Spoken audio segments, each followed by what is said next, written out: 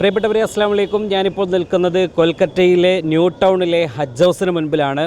ഈ ഹജ്ജ് ഹൗസിലാണ് SKSF national കോൺഫറൻസിൻ്റെ ഭാഗമായുള്ള പ്രതിനിധി സമ്മേളനങ്ങളെല്ലാം നടക്കുന്നത്. ആദ്യം നമുക്ക് ഈ ഹജ്ജ് ഹൗസിനെ കുറിച്ച് പറഞ്ഞുകൊണ്ട് തന്നെ നമ്മുടെ ഈ സമ്മേളനവുമായിട്ട് ബന്ധപ്പെട്ട കൂടുതൽ വാർത്തകളിലേക്കും കാഴ്ചകളിലേക്കും റിപ്പോർട്ടിങ്ങുകളിലേക്കൊക്കെ നമുക്ക് വരേണ്ടതുണ്ട്. ഈ ഹജ്ജ് ഹൗസ് പശ്ചിമ ബംഗാൾ സംസ്ഥാന ഗവൺമെൻറ്റിൻ്റെ കീഴിലുള്ള മൂന്നാമത്തെ ഹജ്ജ് ഹൗസാണ്. ആദ്യം ഇവരുടെ ഹജ്ജ് ഹൗസ് ഉണ്ടായിരുന്നത്, ഒരു ചെറിയ ഹജ്ജ് ഹൗസ് ഉണ്ടായിരുന്നത് പാർക്ക് സർക്കസ് എന്ന് പറയുന്ന ഒരു പ്രദേശത്താണ്. പിന്നീട് മറ്റൊരു ഹജ്ജ് ഹൗസ് കൂടി ഇവർ പണി കഴിപ്പിക്കുന്നു. അത് കൊൽക്കത്ത എയർപോർട്ടിന് തൊട്ടടുത്താണ്.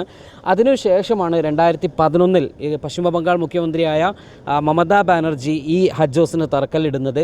ഈ 2011 തറക്കല്ലിട്ട ഈ ഹജ്ജ് ഹൗസ് 2016 ഇതിൻ്റെ പൂർത്തീകരണം നടക്കുന്നു. 2016 ഇതിൻ്റെ പൂർണ്ണമായ ഇനോഗ്രേഷൻ നടക്കുന്നു. ഇവിടെ ഏകദേശം 650ഓളം ഹജ്ജാജികൾക്കുള്ള ഫെസിലിറ്റീസ്, അവർക്കിവിടെ കിടക്കുവാനുള്ള സൗകര്യം ഒരുക്കിയിട്ടുള്ള ഒരു ഹജ്ജ് ഹൗസാണ്. ഇത് 10 നിലയാണ്.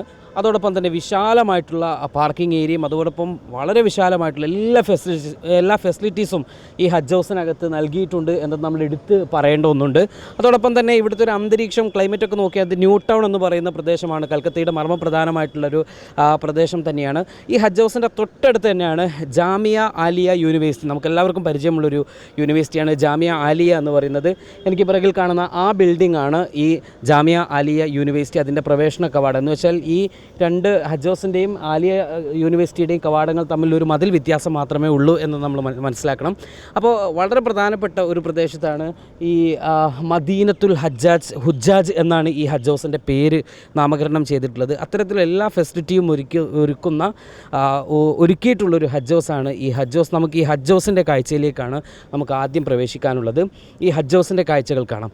അതിനുശേഷം നമുക്ക് ഇവിടെ ഒരുക്കിയിട്ടുള്ള മറ്റ് സംവിധാനങ്ങളും ക്യാമ്പും പ്രതിനിധി സമ്മേളനവുമായിട്ട് ബന്ധപ്പെട്ട കാര്യങ്ങളൊക്കെ ഉണ്ട്. ഇനി ഏതാനും നിമിഷങ്ങൾക്കകം SKSFൻ്റെ സ്റ്റേറ്റ് എക്സിക്യൂട്ടീവ് അംഗങ്ങൾ 25 പേർ ഇവിടേക്ക് വരാൻ പോവുകയാണ്. നമുക്ക് അവരെ സ്വീകരിക്കേണ്ടതുണ്ട്. അതിനുശേഷം നമുക്ക് അവരുടെ കൂടുതൽ വിവരങ്ങൾ അറിയേണ്ടതുണ്ട്. അതിനുശേഷം സമ്മേളനവുമായിട്ട് ബന്ധപ്പെട്ട കാര്യങ്ങളിലേക്ക് കടക്കേണ്ടതുണ്ട്. ഏതാനും മണിക്കൂറുകൾ കഴിഞ്ഞാൽ സമ്മേളനത്തിൻ്റെ നടപടികൾ ആരംഭിക്കുകയായി. ആ സമ്മേളന നടപടികളും നമുക്ക് സമഗ്രമായിട്ട് തന്നെ റിപ്പോർട്ട് ചെയ്യേണ്ടതുണ്ട്. നമുക്ക് ഈ ഹജ്ജ് ഹൗസിലേക്ക് കയറി ചെല്ലുമ്പോൾ തന്നെ ഇവിടെ പ്രവേശന കവാടം കടന്ന് ഇതിൻ്റെ തൊട്ട് ഇടത് ഭാഗത്ത് തന്നെ രജിസ്ട്രേഷൻ കൗണ്ടർ സജ്ജീകരിച്ചിട്ടുണ്ട്. ആ രജിസ്ട്രേഷൻ കൗണ്ടറിൻ്റെ പ്രവർത്തനങ്ങൾ എന്താണ് എന്ന് നമുക്ക് രജിസ്ട്രേഷൻ കൗണ്ടറിലുള്ള ആളുകളോട് തന്നെ നമുക്ക് ചോദിച്ചറിയേണ്ടതുണ്ട്. ഇവിടെ നടക്കുന്നത് രജിസ്ട്രേഷനാണ്. രജിസ്ട്രേഷൻ കൗണ്ടർ എങ്ങനെയൊക്കെയാണ് നിങ്ങൾക്ക് എത്ര പ്രതിനിധികൾ ക്യാമ്പുകളിൽ പങ്കെടുക്കും, അത് സംബന്ധിച്ച ഡീറ്റെയിൽ എന്തൊക്കെയാണ് ഇവിടെ ഹജ്ജ് ഹൗസിൽ ഒരുക്കിയിട്ടുള്ളത്? ഇവിടെ നമ്മൾ ഒരുക്കിയിട്ടുള്ളത് ഏകദേശം 250 ആളുകൾക്കുള്ള അക്കോമഡേഷനാണ്. പിന്നെ അതേപോലെ തന്നെ നമ്മളെ പ്രതിനിധി ക്യാമ്പും ഹജ്ജ് ഹൗസിലാണ് നടക്കുന്നത് ഇൻഷാ അല്ലാഹ്. അതിനുശേഷം പിന്നെ 29-ാം തീയതി ഉച്ചയ്ക്ക് ശേഷമുള്ള പൊതുസമ്മേളനമാണ് നമ്മൾ വിശ്വബംഗ്ല കൺവെൻഷൻ സെൻറ്ററിൽ നടത്തുന്നത്. ഇതാണ് ഇതുമായിട്ട് ബന്ധപ്പെട്ട് നമുക്ക് ഇപ്പോൾ പറയാനുള്ളത്. കാരണം നാളെ രാവിലെ പാണക്കാട് സെയ്ദ് സാദിഖ് അലി ശിഹാബ് തങ്ങളാണ് ഈ ക്യാമ്പ് ഉദ്ഘാടനം ചെയ്യുന്നത്. നമ്മളങ്ങനെ ഹജ്ജ് ഹൗസിൻ്റെ ഉള്ളിലേക്ക് ഇങ്ങനെ കടക്കുമ്പോൾ നമ്മൾ എടുത്തു പറയേണ്ട ഒരു കാര്യം ഇവിടുത്തെ ലിഫ്റ്റ് തന്നെയാണ്. ആ ലിഫ്റ്റ് എന്താണ് കാര്യം എന്ന് ചോദിച്ചാൽ, നമ്മുടെ അക്കോമഡേഷൻ ഒരുക്കിയ 3rd ഫ്ലോറിലേക്കാണ് നമ്മൾ പോകുന്നത്. അപ്പം എടുത്തു പറയേണ്ട ഒരു കാര്യം എന്താ, ഇവിടെ കേൾക്കുന്ന ഈ ഒരു ഹജ്ജ് ഹൗസിലെ ഒരു ഹജ്ജിൻ്റെ സാധാരണ ലിഫ്റ്റിൽ നമ്മൾ കയറി കഴിഞ്ഞാൽ അതിൻ്റെ ഒരു ടോണ് നമുക്ക് ചില മ്യൂസിക്സ് ആയിരിക്കും. ഇവിടെ ഹജ്ജ് ഹൗസ് ആകുമ്പോൾ ഹജ്ജിൻ്റെ ആ ദിക്ർ നമുക്ക് കേൾക്കാം.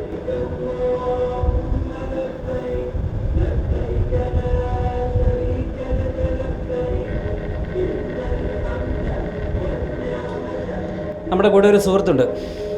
Your name? Mohammad Saif. Mohammad Saif. Where from? I am from Mumbai. And now I am working in Kashmir Hadia. Kashmir Hadia? Yeah. Oh, Darul Hudayയുടെ ഹാദിയുടെ കാശ്മീരിലെ ഓഫ് ക്യാമ്പസിൽ ഫ്രം മുംബൈ. മുംബൈ, യെസ്. അപ്പോൾ നമ്മുടെ ക്യാമ്പിന് വളരെ വ്യത്യസ്തമായിട്ടുള്ള, മുംബൈ സ്വദേശിയാണ്, കാശ്മീരിലാണ് വർക്ക് ചെയ്യുന്നത്. വ്യത്യസ്തമായിട്ടുള്ള സൗകര്യങ്ങളൊക്കെ ഒരുക്കിയിട്ടുള്ള അത്തരത്തിലുള്ള എല്ലാ ആളുകളും സമ്മേളനത്തിലേക്ക് വരികയാണ്. ഇവിടെയാണ് അക്കോമഡേഷൻ സൗകര്യങ്ങൾ ഒരുക്കിയിട്ടുള്ളത്. 2 ഡോർമെട്രിയാണ്, 4 ഡോർമെട്രിയാണ് നമ്മൾ ഇവിടെ സംവിധാനിച്ചിട്ടുള്ളത്.